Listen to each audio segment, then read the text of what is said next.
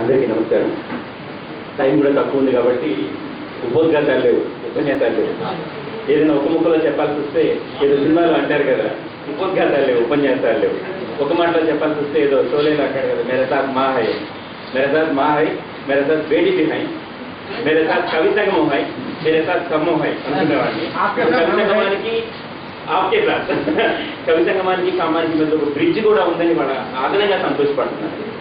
అంటే ఇందాక నుంచి కాళా గారు తీసిన బొమ్మ చూస్తూ ఉంటే ప్రకృతితో బొడ్డులేని సంబంధాన్ని చూసుకుంటూ వినుకుంటూ చూస్తున్నాను.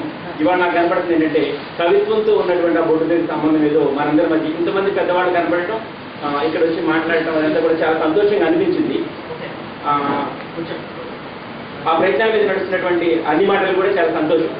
తర్వాత ఈ 4 వేరియేషన్స్ కూడా కవిత్వం మీద ఉన్నప్పటికీ వేరే భాషలో ఉన్నటువంటి కవిత్వాన్ని తెలుగులోకి పరిచయం చేయగలిగే ఒక పరిస్థితిని గుర్తించడం, అది పుస్తకంగా రావడం ఒక ప్రయత్నం.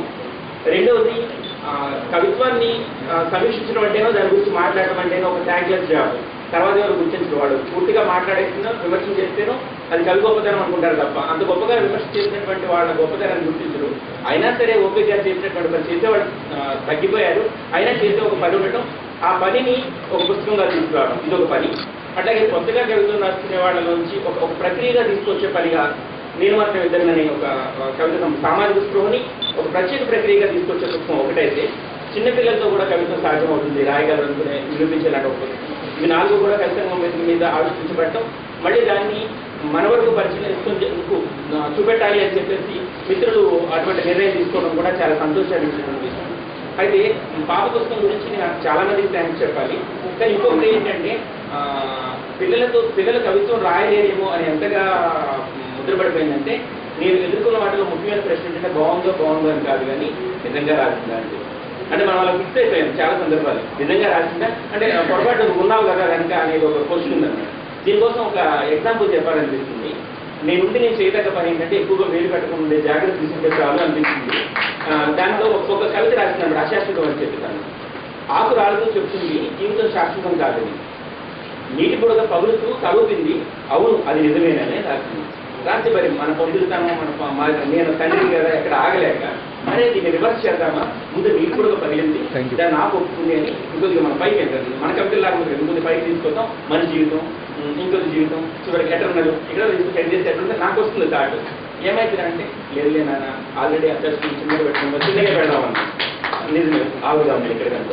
మీరు అది పోస్ట్ చేసిన తర్వాత మిత్రులు విమర్శిస్తూ దాన్ని ఏమన్నారంటే అవును చెట్టుకి వయసు ఎక్కువ, ఆకు ముదిరిన తర్వాత రాలిపోతాం అన్నమాట, శాస్త్రం కాదండి. అంతకంటే తక్కువ సమయంలోనే జీవితాన్ని చూసినటువంటి బుడగ నిజమే అండి, ఇది కరెక్ట్ కదా బాగా డిఫరెన్స్ అన్నాడు ప్రసాద్ గారు కానీ సార్ కానీ. నిజం కదా, నాకంటే బాగా అమ్మాయి ఆలోచిస్తాను, నిజంగా అంటే ఆలోచించలేదు కానీ ఆమె వచ్చినటువంటి సీక్వెన్స్ అది ఇస్ రైట్.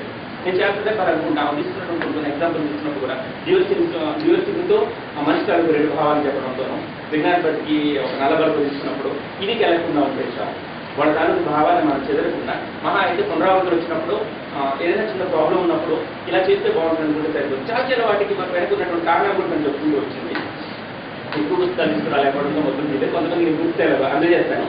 తర్వాత వస్తే పిల్లలు రాస్తారంటానికి మాకు ఒక చిన్న అనుభవం కూడా నేను ఎక్స్ప్లెనేషన్ ఇచ్చుకోవాల్సిన పరిస్థితి ఏర్పడింది. ఏంటంటే 2000-2001 ప్రాంతంలోనే మాకు వెంకటయ్య గారు నేను గతంలో అశ్వరపేట హై స్కూల్లో పనిచేసినప్పుడు పిల్లలతో కవితలు రాస్తే ఎట్లా ఉంటుంది, ఈనాడు వాళ్ళ సంబంధించి 6 నుంచి 10 తరగతి పిల్లలతో పోటీ రాసిస్తే అందులో నుంచి ఆశ్చర్యపోయేంత కవితలు వచ్చాయి.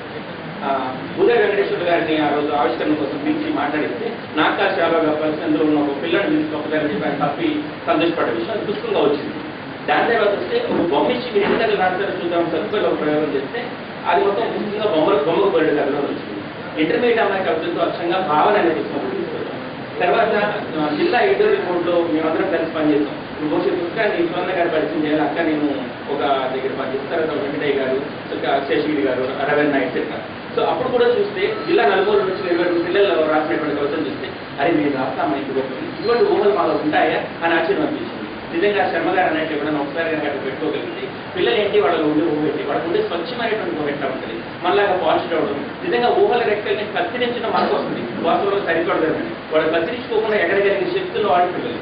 బహుశా దానిని అక్షరబద్ధం చేసుకునే ప్రయత్నం కనుక చేస్తే ఖచ్చితంగా మనం సక్సెస్ అవ్వడానికి అవకాశం ఉందని, ఇటువంటి దాన్ని ముందుకు తీసుకురావడానికి అడుగడుగునా తోడ్పడే అందరికీ పేరు పేరున ధన్యవాదాలు తెలుసుకుంటూ